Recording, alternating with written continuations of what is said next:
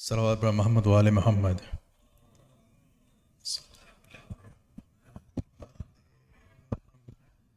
Respected Maulana, dear brothers and sisters, Assalamu alaikum. The time is now 9:05 and we will begin our program this evening. Tonight marks the 7th of Muharram. Our program this evening is going to be comprised of recitations from Brother Musa Hasan and Brother Jafar Sayyid.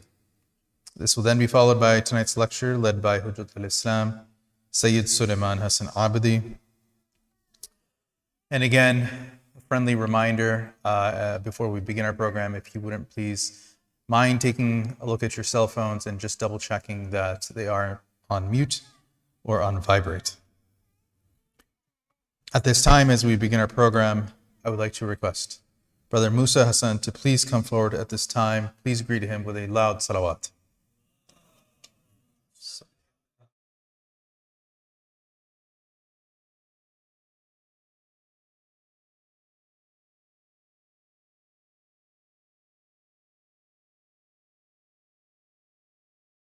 Please recite another loud salawat.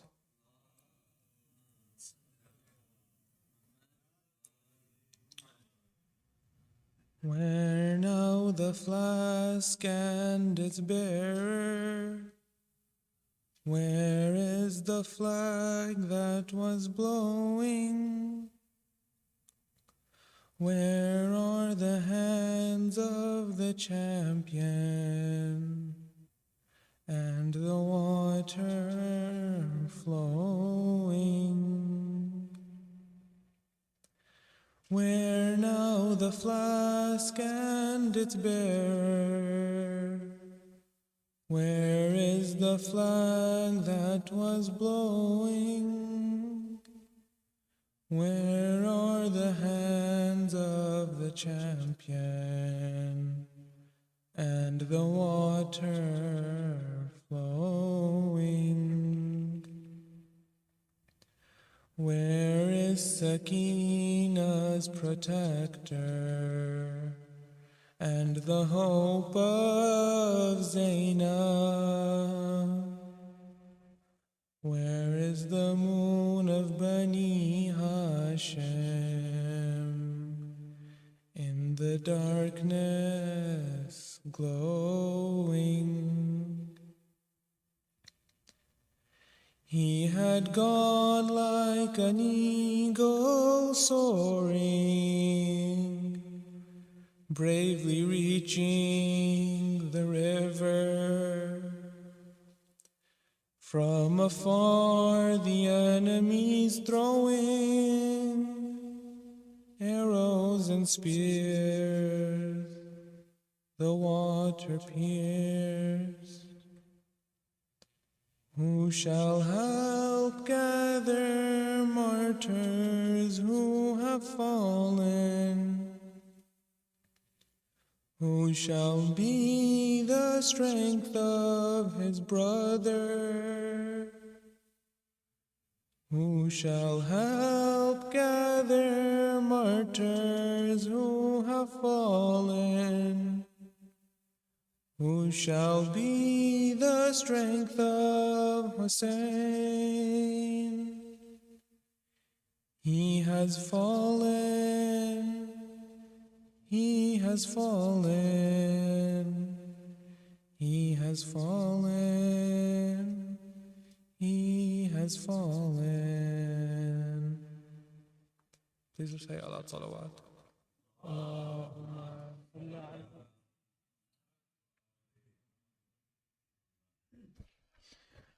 MashaAllah, Brother Musa, for his sihat, salamti, and khair wa barakat. Please recite aloud salawat. Allahumma salli ala Muhammad wa ali Muhammad. I would now like to request Brother Jafar Sayyid to please come forward at this time. Please welcome him with a loud salawat. Salli ala.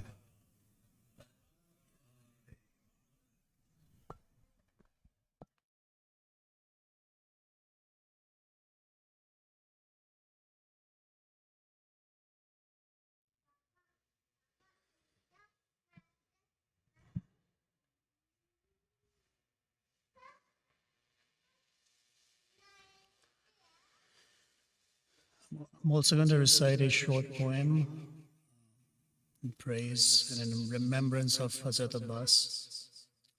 And this is written by Mullah Ali Fadl. For Muhammad wa Ali Muhammad Salawat. اللهم صل على محمد. Abbas, Abbas, Abbas, Abbas,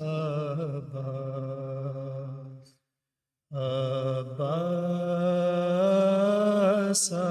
Abbas, Abbas, Abbas. We the Shia today gather, the son of Ali, we all remember. We all till dawn shall mourn together. We'll cry for the son of Heather. Every night, every day, I'll say, Abbas, Abbas, Abbas, Abbas, Abbas, Abbas, Abbas,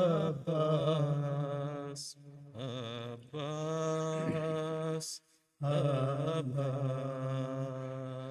Abbas, on your birth, Ali would cry. He pulled the tears for the day you would die. The day on which on the sands you'd lie, your hands cut off, an arrow in your eye. Haydar would mourn your death, Abbas, Abbas, Abbas, Abbas, Abbas, Abbas, Abbas, Abbas, Abbas. my need to reach the cold water in order to get for Hussein's daughter, and for his 6-month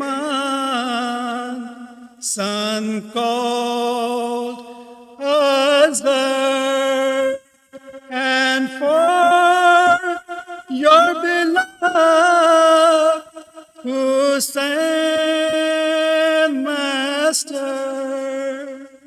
But you did not drink the water, Abbas, Abbas, Abbas, Abbas,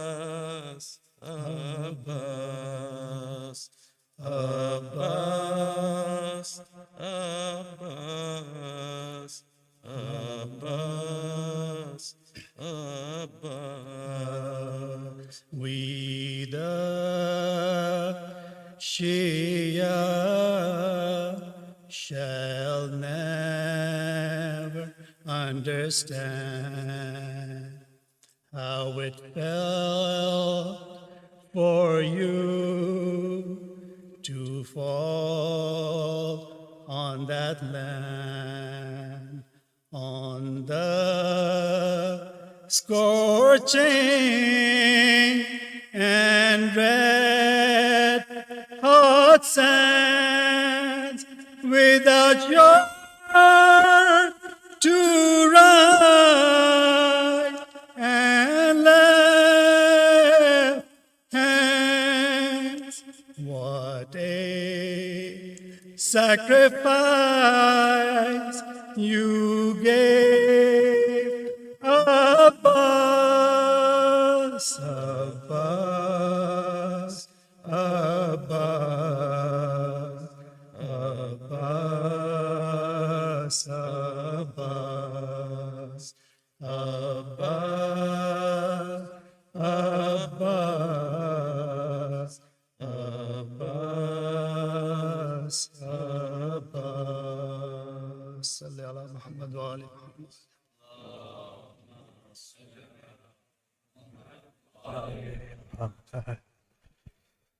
MashaAllah.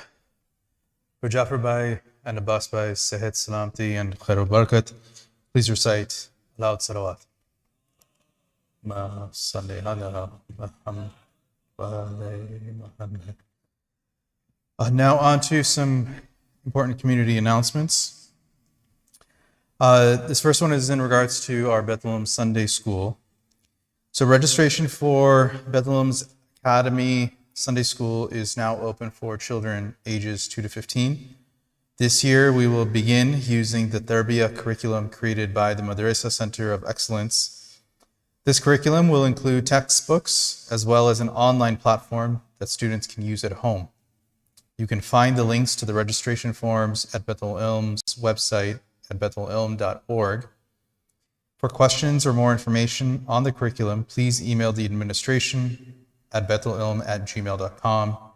And the last day to register is coming up quickly. It's July 31st. Today, I believe I misspoke yesterday, but today, the children's workshop has been doing this live Karbala timescape. And so today marks the last of that series and exhibition. Again, this is a miniature model that has been depicting the progression of the events that took place in Karbala. And I believe what will be shown today is the 11th of Muharram.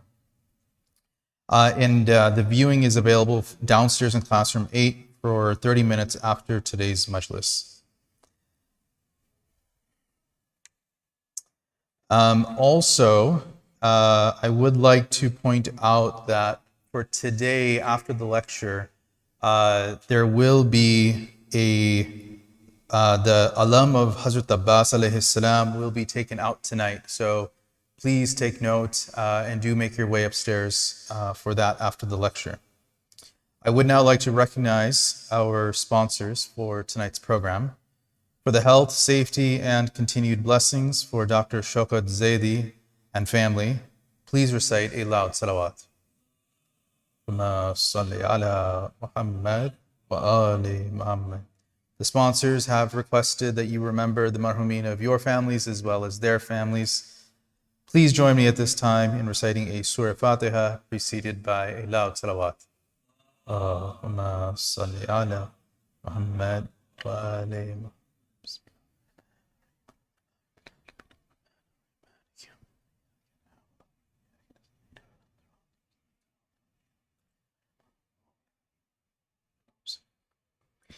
Now, before we begin our lecture, I would like to share that we have the privilege this evening of welcoming an English Noha reciter from the Washington, D.C. area, Brother Hussein Akhil.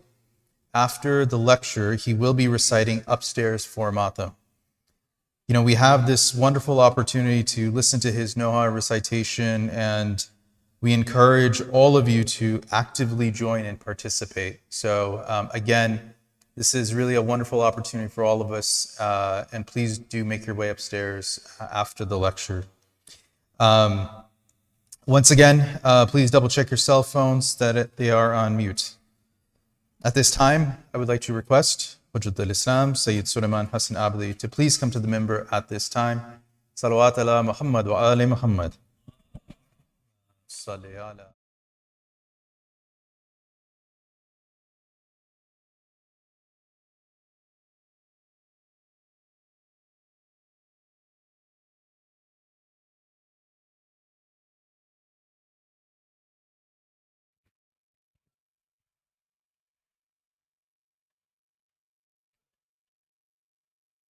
صلوات على محمد وآل محمد.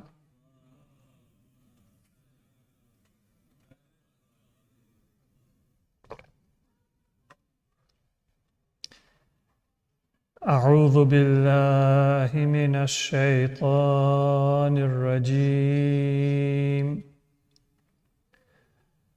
بسم الله الرحمن الرحيم. الحمد لله رب العالمين بارئ الخلائق أجمعين، والصلاة والسلام على أشرف الأنبياء والمرسلين المبعوث رحمة للعالمين، شفيع المذنبين وحبيب قلوب الصادقين، سيدنا ومولانا أبي القاسم محمد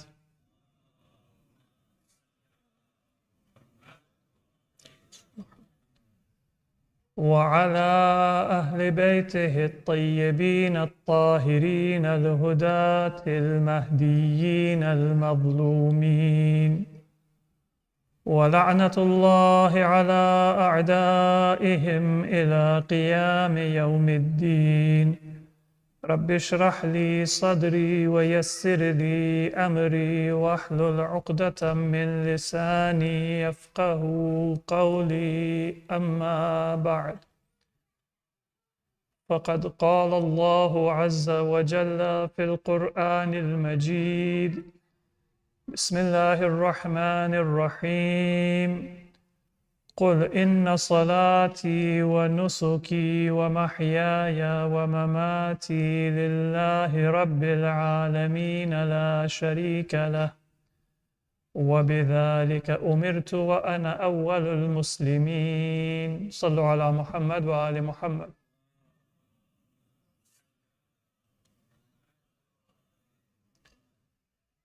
Dear brothers and sisters, Assalamu alaikum wa rahmatullahi wa barakatuh.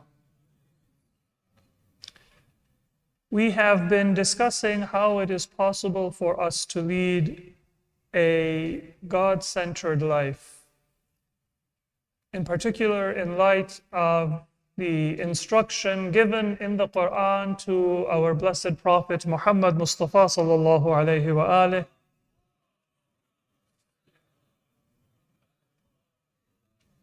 Say that my prayer and devotion and life and death are dedicated to Allah subhanahu wa ta'ala.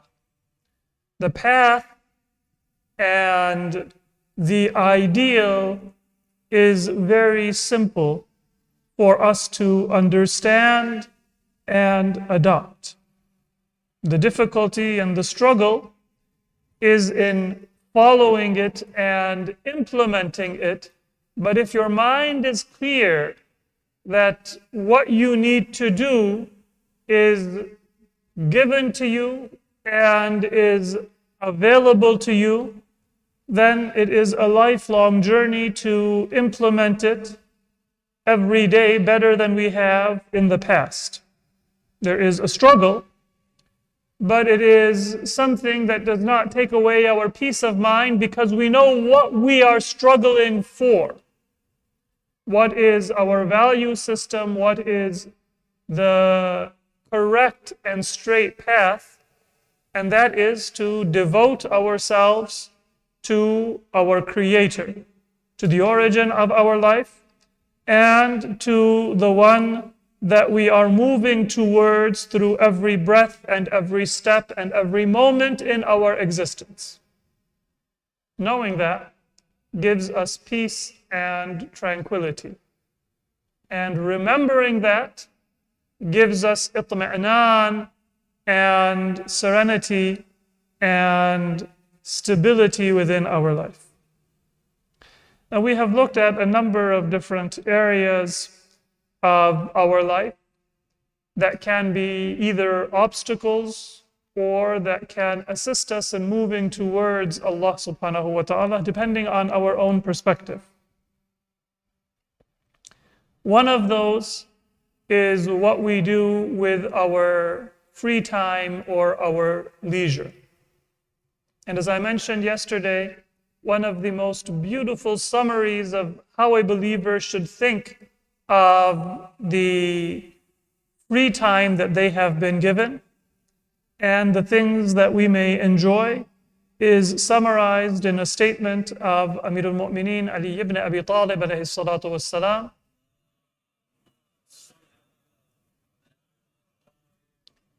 in which he says, لِلْمُؤْمِنِ ثَلَاثُ سَاعَاتٍ. Every believer should budget 3 hours in their day. And sa'a in classical Arabic doesn't mean specifically 1 hour, meaning 60 minutes, but a period in your day that can be longer or shorter, depending on how busy you are. And these do not have to be the only hours in your day. There are others that you can also budget based on your obligations and what stage of life you are at, but these 3 should always be present. Sa'atun yunaji fiha rabbah. This is not your salat and your worship. This is when you talk to Allah and remind yourself that Allah is not distant from you and He is not just somebody that you believe in, but He is present in every moment of your life and every decision that you make. And He is watching over and guiding and protecting and sustaining each and every one of us and all that exists within creation.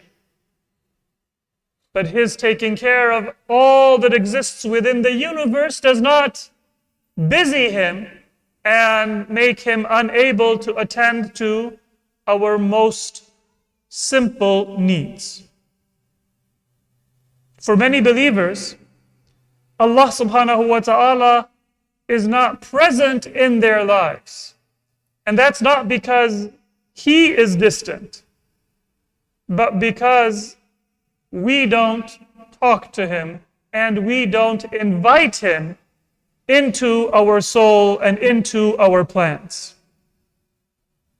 Some of us may have experienced that you can be in the same house as somebody, maybe even in the same room, and not communicate at all. Because each of you is on your phone or on your computer or reading a book or doing your own thing. Now you're not distant. And all you need to communicate is to put down whatever distraction you have and talk to each other. But you don't do that. And therefore, even though there is no physical distance and there is no obstacle, but there is also no communication and understanding. Until something forces you to talk to each other, like if your internet goes out or the power goes out, or you're taking a road trip together and you're going through a patch where there is no service, and then you kind of have to learn how to speak to each other once again. Allah subhanahu wa ta'ala is closer to us than that loved one or that family member that is sitting next to me on the sofa. But He is not busy.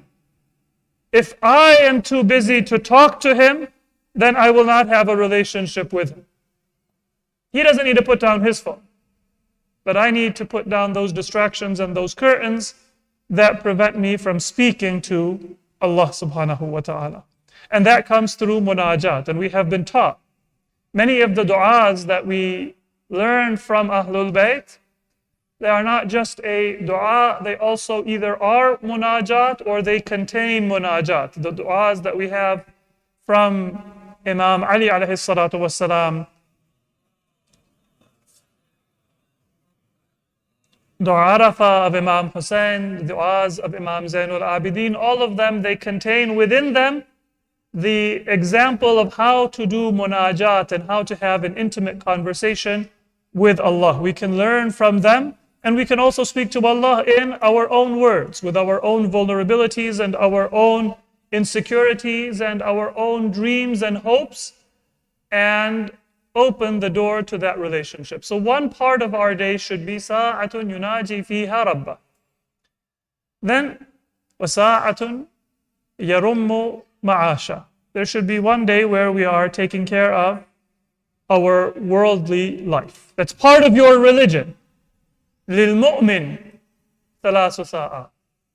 If I am a believer, then I value the life and the material resources that Allah has given me. And I cannot squander them or waste them. That would be like you giving me a gift and me leaving it outside to get rained on and rusted and not valuing it. That is a sign that I don't value you and I don't value your gift. So for those people who think that you are more religious if you turn your back on the world, then it is as if you feel that the world was not created by Allah. And life and wealth and everything that we have is a gift of somebody other than Allah, so that we can leave it out in the rain to rust and to be destroyed. But if it is from Allah, then part of our faith is yarummu ma'asha, to take care of our worldly affairs. And then finally the Imam says that part of faith is to also give yourself some freedom and some enjoyment. وَسَاعَةٌ يُخَلِّ بَيْنَ نَفْسِهِ وَلَذَّتِهَا فِيمَا يَحِلُّ وَيَجْمُلُ. As long as what you want to do is dignified and beautiful, and as long as what you want to do is halal. Now, the reason why I repeated this as a reminder today, although we've discussed it in detail yesterday, and also the other version of the same statement in Ghurarul Hikam, in which Imam Ali says that there is an hour yuhasibu fiha nafsa, where you take care of your personal accountability, think of what you did good and what you did bad in this world, is I want to add one reminder, which is that these are all budgeted times in our day. You never let yourself go. There is a wisdom in our Islamic teachings, and that wisdom encompasses many different areas of your life. So salat is for us to use the best times of the day to speak to Allah, to thank Him, and to orient ourselves to God's worship.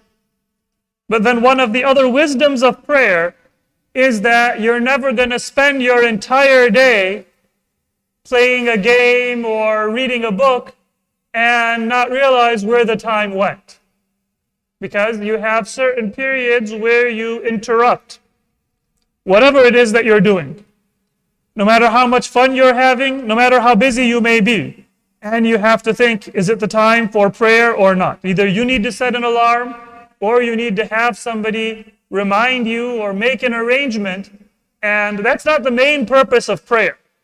It's not a scheduling technique. But that's one of the side benefits of giving importance to our salat, is that it bookends our day and the different parts of our day. Fajr, Dhuhr, Asr, Maghrib, Isha, they bookend the different portions of our day. I can peg some of the things that I need to do on those times of prayer to help me remember. So for example, if I need to exercise, or if I have another task that I need to do every day, then I can schedule it that I'm going to do it just after Fajr, or I am going to do it just after Dhuhr. And that will help me in keeping track of my time and in scheduling my day. One of the benefits of khums, this is not the purpose of khums, but it is a side benefit, is that it makes sure that we keep track of our income and our expenses. There's many people who have a very good income, but they live paycheck to paycheck because they don't keep track of what is coming in and what is going out. That's not the purpose of khums. It's not to make you financially responsible. But it is one of the side benefits of khums, that if you fulfill that religious obligation, then you are going to be aware. What did I earn and what did I spend? And not only that, but you will also be thinking about whether you spent was extravagant or not. And as I mentioned a few days ago, whether what you spent was halal or not. Because it may be that you had an expense, you ate lunch, or you bought yourself clothing to wear, but you cannot count that as a legitimate expense for khums if it doesn't meet the requirements of a legitimate expense in Islam. So there is a wisdom, a benefit that we get in addition to the primary benefit of our acts of worship. And when it comes to budgeting for our time, Islam wants us to give ourselves a time to have fun, but budget it.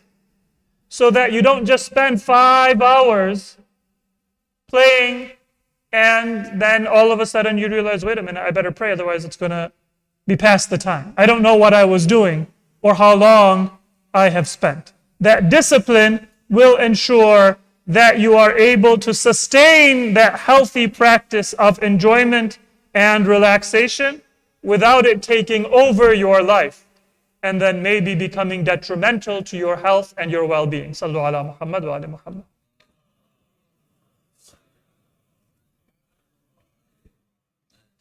So now, moving the discussion forward from time, we come to our material wealth and resources and all of the gifts that Allah subhanahu wa ta'ala has materially given us in our lives.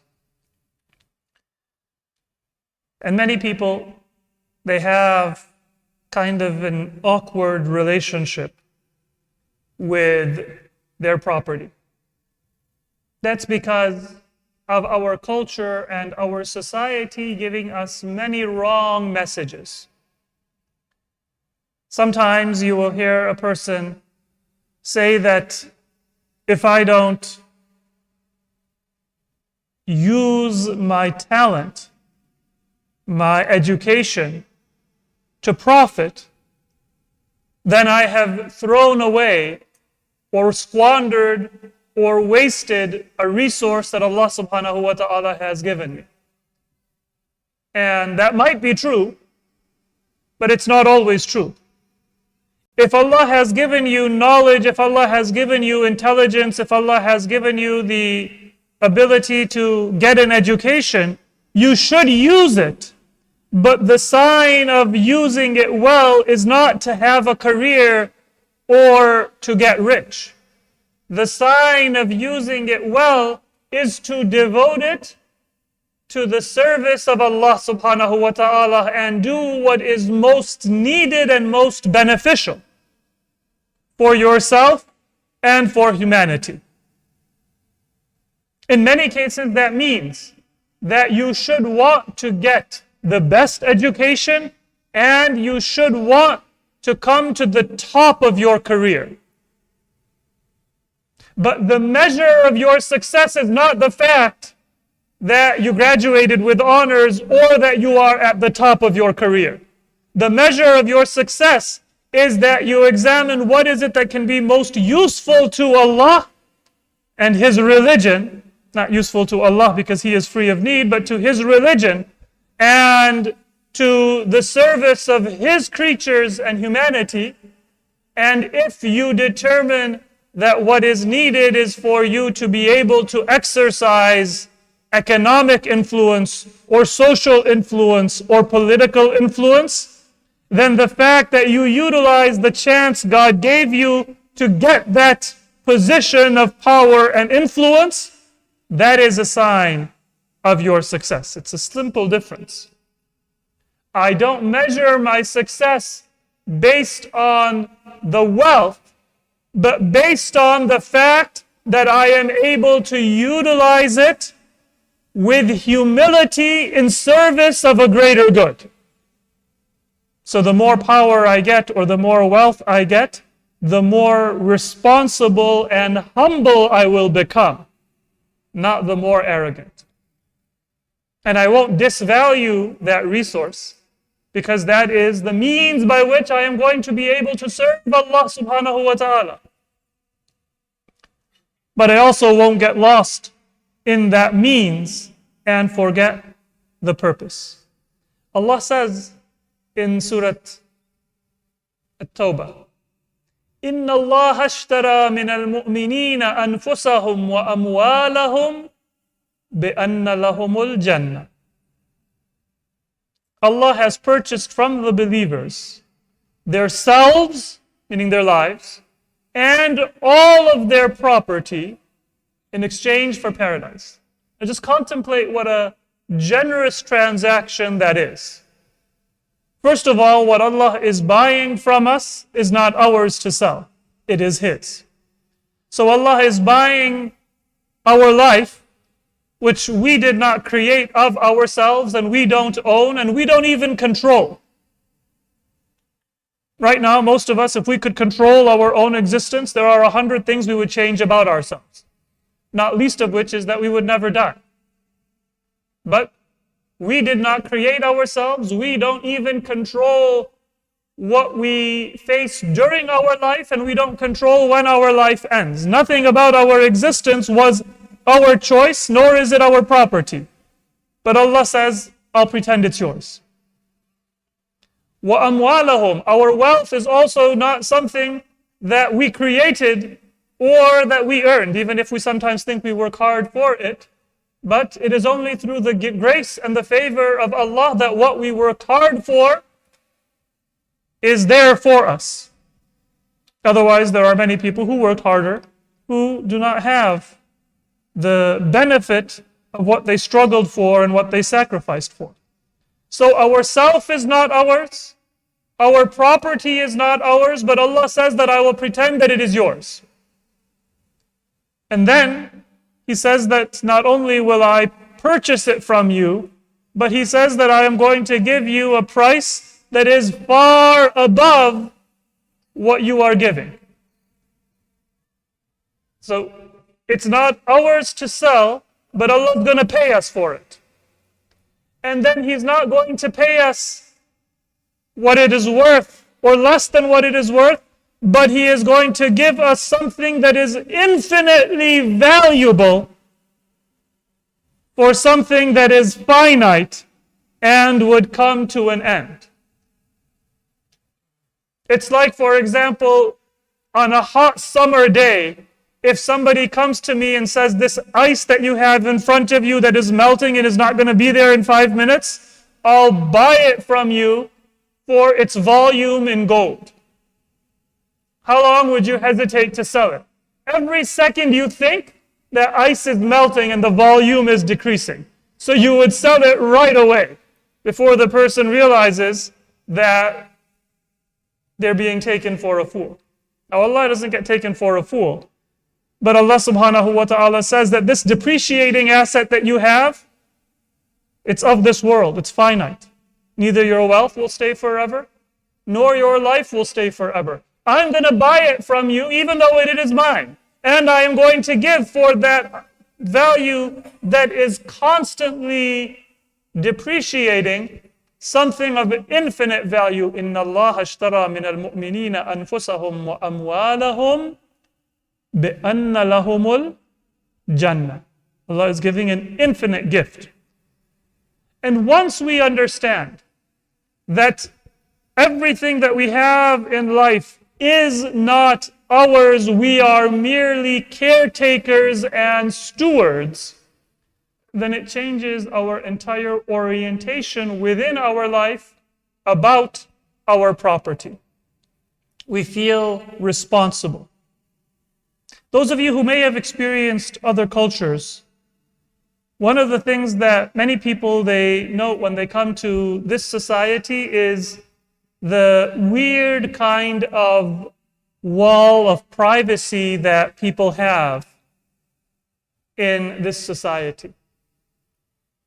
There's a lot of people, maybe their parents were immigrants or from a different society, and so they're used to sharing, especially when they are feeling vulnerable with their friends or with their community.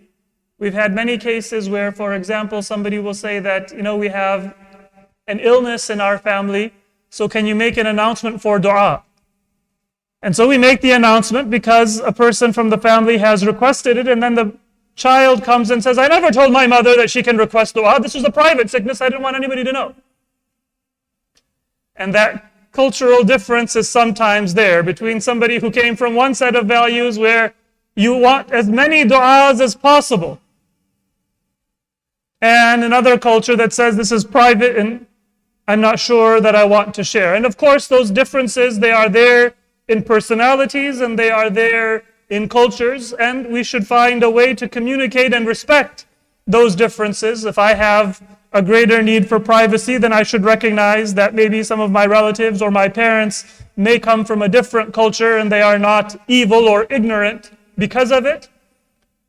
And if there is somebody who has a greater need for privacy, then I shouldn't ride roughshod over them and force them to share if they are not comfortable. So there needs to be mutual understanding and communication. But one of the things that causes people to feel that greater need for privacy than is healthy, because in many cases it is excessive, is because we think that it is our life and our private affair. And we don't realize how much we are interconnected and how much it is good and healthy to be interconnected. Even if people sometimes find out something that is a little bit embarrassing about me. But to have those connections and to have that intimacy and to have people who look after you and know some of the things about your life that are somewhat private, that is also a blessing, both because of their prayers and because of the advice they can give, but also because having many close connections is good for our physical health and longevity, and it is good for our emotional health and stability.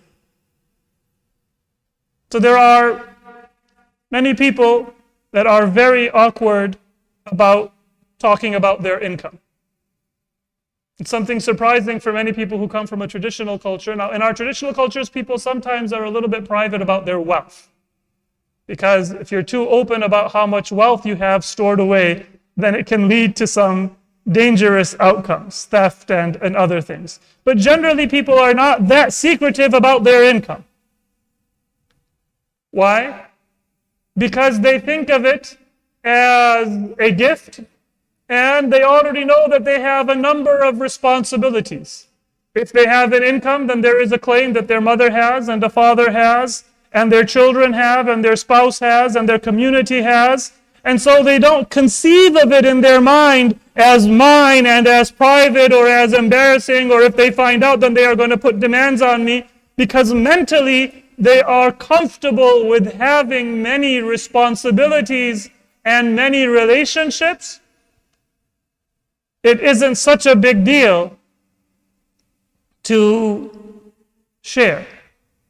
Whereas in this society, because I think it's mine, then I feel I need to be much more private. In Surah Al-Duha, when Allah says, وَأَمَّا بِنِعْمَةِ رَبِّكَ فَحَدِّثْ, and there are two tafsirs that are given. Both of them are valid. The greatest ni'mah you have is your religion. And so the Muslims are told, and the Prophet is told, and by extension, the followers of the Prophet, talk about and share this greatest gift that Allah has given you. But then also in a hadith from our sixth Imam, Imam Ja'far al-Sadiq alayhi salatu wassalam, it is said that Allah loves to see when He gives a blessing to a person, that blessing, that wealth, that material resource shows up on that person's life. So people can know that they might be a resource to refer to get advice from, to get a loan from, to get assistance from. That is a blessing, not an inconvenience.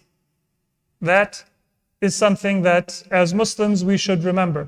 When I believe that the property belongs to Allah, then it doesn't mean that I'm going to publicize everything in my life, but I am not as private and as secretive. It certainly will not be privacy and secretiveness from a position of insecurity or from a position of stinginess.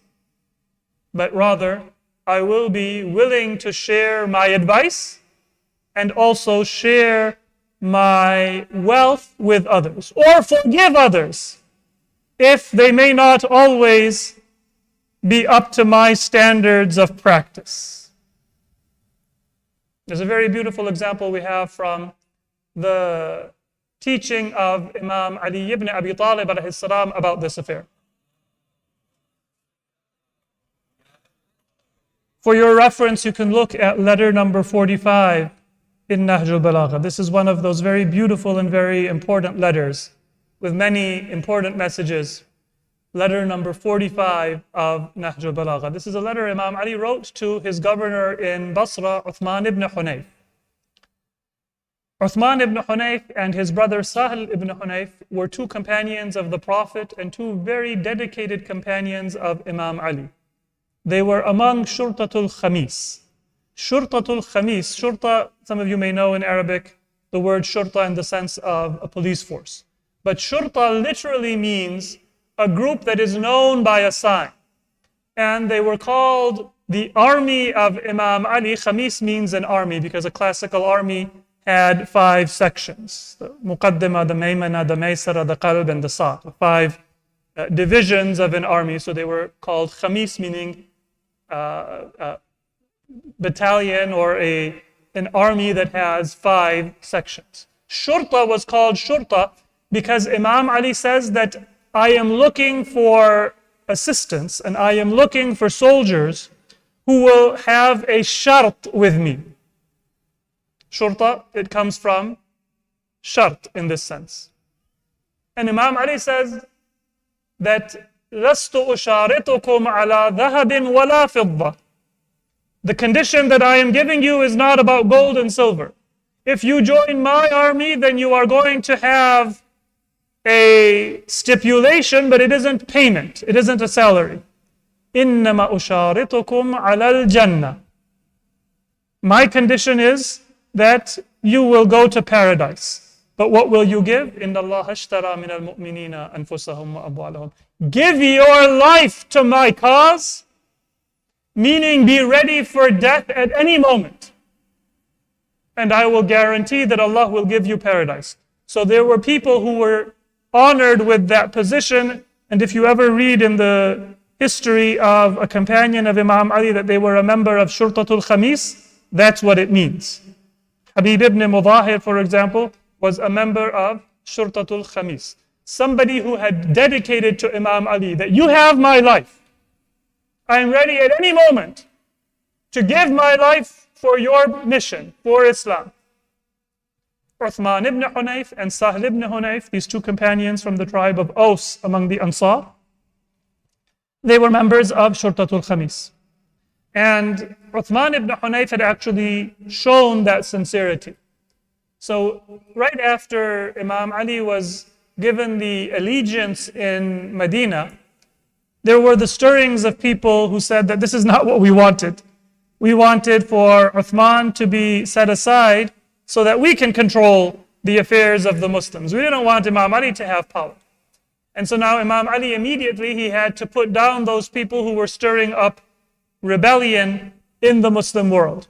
He put Sahl ibn Hunayf in charge of Medina, and he began to make preparations to set out to Basra, because Basra was the first city that became unstable and where there were efforts by some former friends and companions to create mischief and trouble.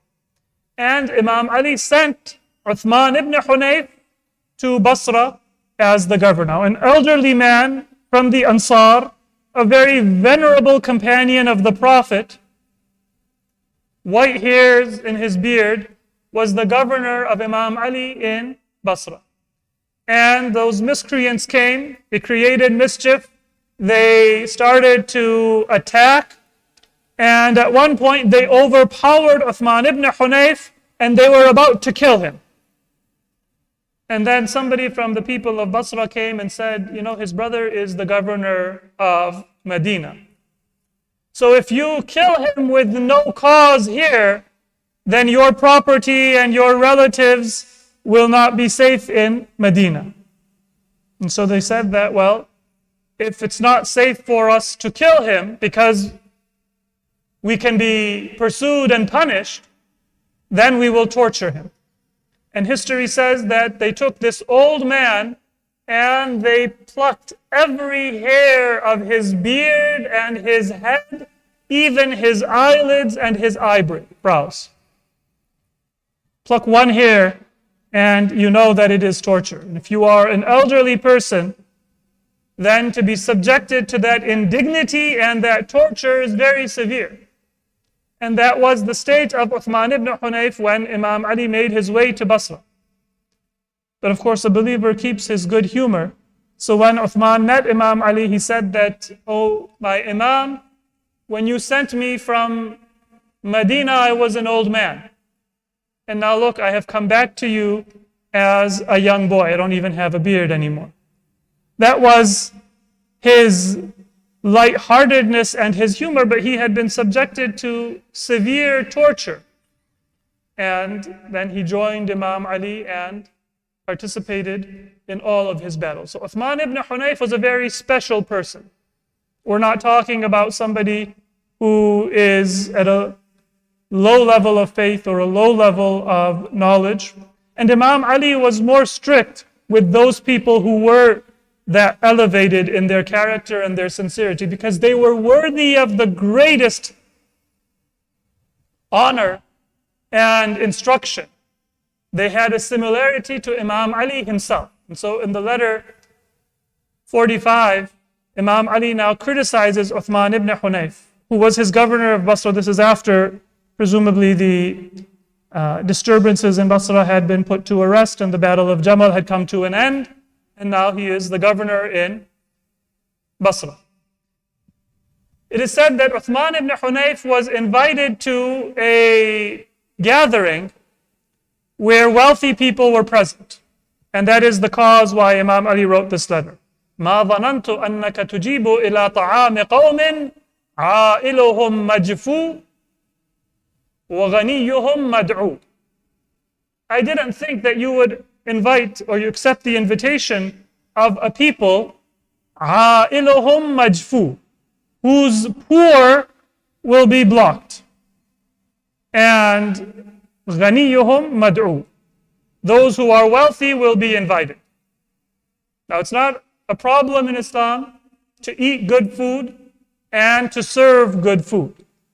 But it is a problem in Islam to separate as people self-segregate. They sometimes say that, we are cultured, we are upper class or upper middle class, and the habits, the culture, the personality of a certain class of people, whether it be economic or whether it be cultural or whether it be ethnic or whether it be racial, they are beneath us. That's human nature. We find it in history. We find it today, where people separate themselves. And the reality is that even though we see separation, there is more similarity between people on opposite ends of the spectrum than they think. Islam wants us not to separate ourselves and say that I am better than somebody else because of my education, because of my wealth, because of my experience, because of my intelligence, or whatever else I may have. In Surah Al-Fajr, Allah says, فَأَمَّا الْإِنسَانُ إِذَا مَا ابْتَلَاهُ رَبُّهُ فَأَكْرَمَهُ وَنَعَّمَهُ فَيَقُولُ رَبِّي أَكْرَمَ وَأَمَّا إِذَا مَا ابْتَلَاهُ فَقَدَرَ عَلَيْهِ رِزْقَهُ فَيَقُولُ رَبِّي أَهَانًا. Notice that when Allah speaks about people who are wealthy, فَأَكْرَمَهُ وَنَعَّمَهُ, and people who are poor, فَقَدَرَ عَلَيْهِ رِزْقَهُ, Allah says that they are both similar. فَأَمَّا الْإِنسَانُ إِذَا مَا ابْتَلَاهُ رَبُّهُ وَأَمَّا إِذَا مَا ابْتَلَاهُ فَقَدَرَ عَلَيْهِ رِزْقَهُ. In both cases, it is a test. You have ibtila and a test, whether that test be wealth, or you have ibtila and a test, whether that test be poverty. So see that there is a similarity and don't think that you are better. And if you have been given much, then don't say Rabbi Akraman. And if you are being subjected to hardship, then don't say Rabbi Ahanan. Don't say that if Allah gives you something, that Allah has honored you. And if Allah takes something away, that Allah has insulted you. Because the sign of if Allah honors you or does not honor you is whether كَلَّا بَلْ لَا تُكْرِمُونَ الْيَتِيمَ وَلَا تَحَاضُّونَ عَلَى طَعَامِ الْمِسْكِينِ وَتَأْكُلُونَ التُّرَاثَ أَكْلًا لَمًّا وَتُحِبُّونَ الْمَالَ حُبًّا جَمًّا. If you love God and you care about those who are disenfranchised and weak in society, those who are poor, those who are orphans, then Allah has honored you because He has given you the blessing of faith. But if you don't care about anybody but yourself, you don't care about miskeen, you don't care about yatim, those who are weak, those who are vulnerable, you don't want to help them and you don't lose sleep over their plight, then it doesn't matter whether you have akramahu wa na'ama or you have qadara alayhi rizqah. You have been deprived of the sympathy and the grace of Allah subhanahu wa ta'ala. So Imam Ali doesn't criticize Uthman ibn Hunayf for accepting an invitation of good food. But he says that anytime there is a gathering where there is a segregation among believers, these are the popular, these are the successful, and these are the nobodies. عَائِلُهُمْ مَجْفُو وَغَنِيُّهُمْ مَدْعُو. That is not acceptable. Then Imam Ali, in the same letter, he gives an example of his own self. He says that I have just 2 articles of clothing, and I have 2 morsels, 2 loaves of bread. That is my food. فَإِنَّكُمْ لَا تَقْدِرُونَ عَلَى ذَلِكَ. You won't be able to do that. وَلَكِنْ أَعِينُونِي بِوَرَعٍ وَاجْتِهَادٍ وَعِفَّةٍ وَسَدَادٍ. You won't be able to be like me. I'm telling you what my example is so you know. But what I ask from you is wara' wajtihad, wa'iffa wa sadad. I ask for you to be careful of sin, and I ask you to work hard to better yourself, and to be chaste, iffa, and sadad, to be righteous. That is what I ask, so that you are worthy of being a follower of Imam Ali in the wealth that Allah subhanahu wa ta'ala has given you. Wara'in wajtihad wa iffatin wa sadad. And then Imam Ali, he says that كانت في أيدينا فدك من كل ما أضلت السماء. Out of all of the property in the world, we had fadak. فشحت عليها نفوس قوم وسخت عنها نفوس قوم آخرين. But then some people, they became stingy about fadak. And now Imam Ali says that another group of people, they said that, well, we can be generous with it. We're not going to fight. And I said earlier, sometimes you have to deal with people who may not be that kind to you. Imam Ali says that the only property we had was fada. It's not one of my many homes or investments. That is it.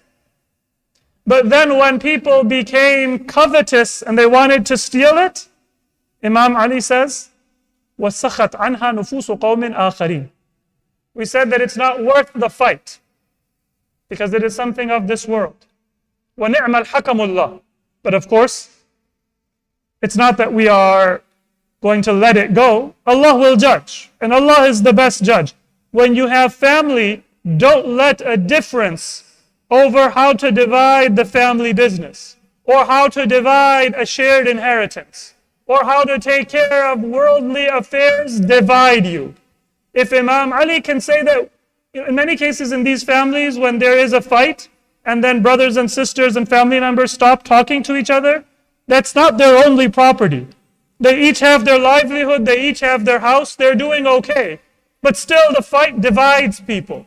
Imam Ali says that مِن كُلِّ مَا أَضَلَّتِ السَّمَاء. This is all that we had to take care of our many responsibilities. But we let it go. وَنِعْمَ الْحَكَمُ اللَّهِ. Allah will judge. So that's a lesson for us. And then finally Imam Ali, he says, فَإِنَّمَا هِيَ نَفْسِي أَرُوضُهَا بِالتَّقْوَى لِتَأْتِي آمِنَةً يَوْمَ الْخَوْفِ الْأَكْبَرِ. This is only my soul that I have. So I practice training my soul to be pious. Use my wealth in the way of Allah. Don't pick a fight about worldly affairs so that I can dedicate myself to Allah. إِنَّمَا هِيَ نَفْسِي أَرُوضُهَا بِالتَّقْوَى لِتَأْتِيَ آمِنَةً يَوْمَ الْخَوْفِ الْأَكْبَرِ. Because I want my soul to be tranquil when it comes to Allah subhanahu wa ta'ala on the day when people will have the greatest fear. This was the character of Imam Ali that raised a son like Abul Fadl al-Abbas. Abbas was not an imam, and he was not a ma'soom. But how honorable was he, that he was admired by the ma'soomeen. And when Imam Zainul Abidin or when Imam Ja'far Sadiq spoke of Abbas, they spoke of him as if he was a role model even for an imam and a ma'soom. How can we understand what Abbas must have been for Imam Hussein? Or what Abbas must have represented for Lady Zainab? It is said that when Lady Zainab would hear from her father that it would not be long before she would be a captive in Kufa, and that she would suffer one indignity after another, and even her veil would be taken from her, that Lady Zainab would say that I trust that whatever my father tells me is true. But then I would look at my brother Abbas and I would say, who would dare to take my veil? Or who would dare to speak at me in a disrespectful tone when Abbas is by my side? Who can understand the strength and the dignity that Abbas represented for Imam Hussein, for Sayyida Zainab, for the members of the family of the Prophet?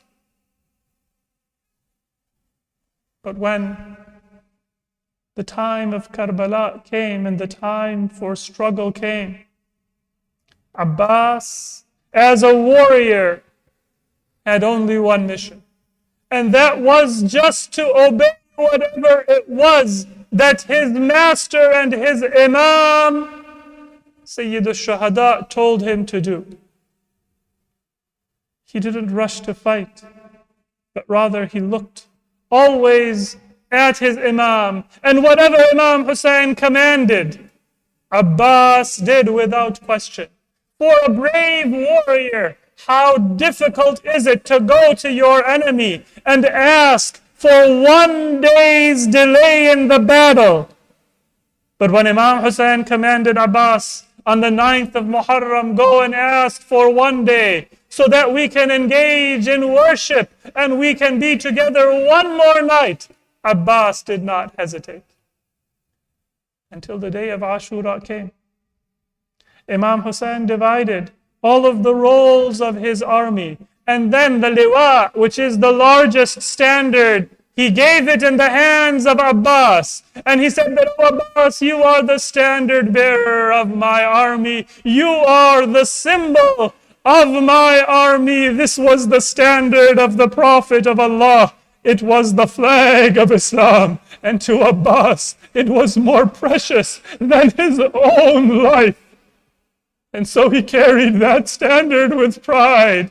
And he stood by the side of Imam Hussein. There were 72 soldiers lined against 30,000 enemy. They were hungry. They were thirsty. Some of them were old men who could not stand up straight. Some of them were young boys who were too small even to wear armor. But Abbas, as the standard bearer of their army, he prepared them and readied them for battle. He sent them out with words of encouragement. And when they fell, he went with Imam Hussein and brought back their bloodied bodies to the tent. Abbas was there by the side of Imam Hussein throughout the battle until the lines of the followers of the Imam began to become thinner, and there were fewer and fewer courageous heroes remaining. Yet still, the standard of Islam stood high because it was in the arms of Abbas. Until a time came when on the afternoon of Ashura, there were no soldiers left, and all of them had been martyred. And now Abbas came, still holding the standard in his arm, and he said that, "Oh my master, do I have permission to go and fight?" And Imam Hussein said that, "Oh Abbas, what will become of my army if the standard bearer goes and faces the enemy?" And Abbas looked across the battlefield, and he looked towards where the bodies of the martyrs lay, and he said, "Oh my master, our army has been martyred, and I wish now to give my life in defense of you so that you will not be alone. And I trust that if you give me permission, that I will show these soldiers of the enemy what the courage of Ali is that runs through my veins. I yet hope that I can defeat this enemy single-handedly, and I can protect you, and I can protect the family of the Prophet." And Imam Hussein looked at his brother,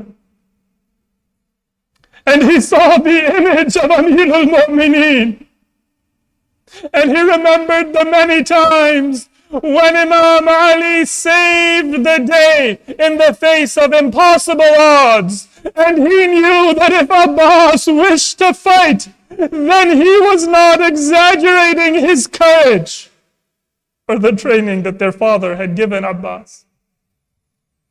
But as Imam Hussein looked lovingly at his brother, a sound rose in the distance from the tents where the children of the family of the Prophet were, and that sound was a weak voice. Maybe a child tugging at their mother's clothing. Maybe children talking among themselves that it has been many days and nights since we have had even a sip of water to drink. This thirst is crushing us. And maybe they would look towards Ali Asghar and say that, "Look at this child. We wonder if he will even be able to survive." And among those voices, there was the voice of Sakina, who was thirsty, but providing reassurance to the other children that inshallah, Allah will bring water and don't lose hope.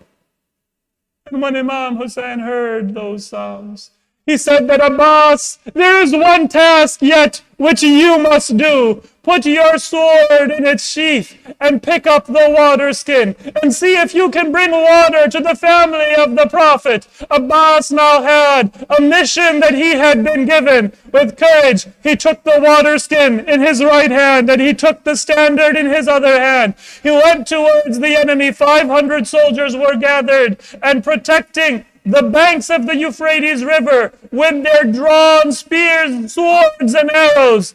But Abbas charged with such courage, no weapon drawn, that they fled before him, and he filled a water skin in the Euphrates. And then he turned back and galloped his horse towards the tents of Imam Hussein. It was not a long distance, but now those enemy soldiers, they saw that Abbas was no longer facing them, and so they gathered and they surrounded him and they attacked him from every direction. All of those wounds that were directed at the person of Abbas, he barely felt them. There were arrows that lodged in his back. There were spears that lodged in his body. There were stones that were thrown at him. There was a sword that came and sliced off his right arm, and another blow that came and severed his left arm. But it was as if Abbas felt no pain, because he had been given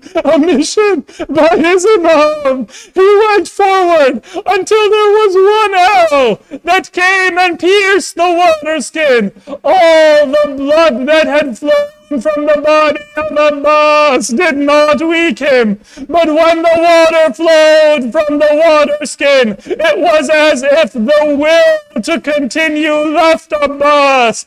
He came down from his horse, and it is said that Sayyidah Fatima came to a scholar in a vision and said that they protect themselves with their hands, but my beloved Abbas had no hands to break his fall. It was only the arrows lodged in his body that broke his fall to the ground. Abbas called out to his brother and his Imam, Assalamu alayka ya Aba Abdullah. The Imam rushed to his side and he lovingly cradled the head of Abbas in his hands. It is said that the Imam leaned forward to lift the body of Abbas and bring him back to the tents as he had done so many times before. And Abbas began to weep. He said that, "Oh my master, when you are martyred, then who will bring your body back to the tents? Leave me where I lay." And so Imam Hussein sat by the side of his brother, and he called out that, "Abbas, so long as you were alive, I felt that I had my whole army with me, but now my back has been broken. Now I have nowhere to turn. Now I see that my enemy is already celebrating." The Imam then lifted the broken water skin and the standard that had been bloodied, and he brought it back towards the tent. This Sakina was watching from a distance. When she saw, after a long time, that she could see the standard again, she said that perhaps my uncle is returning with water. She gathered the children with hope. But then when she saw Imam Hasan came back alone, and she forgot her thirst, she said, "Father, where have you left my uncle Abbas? Why do you return alone? Inna lillahi wa inna ilayhi raji'un. فسيعلم الذين ظلموا أي منقلب ينقلبون." صلوات على محمد وآل محمد.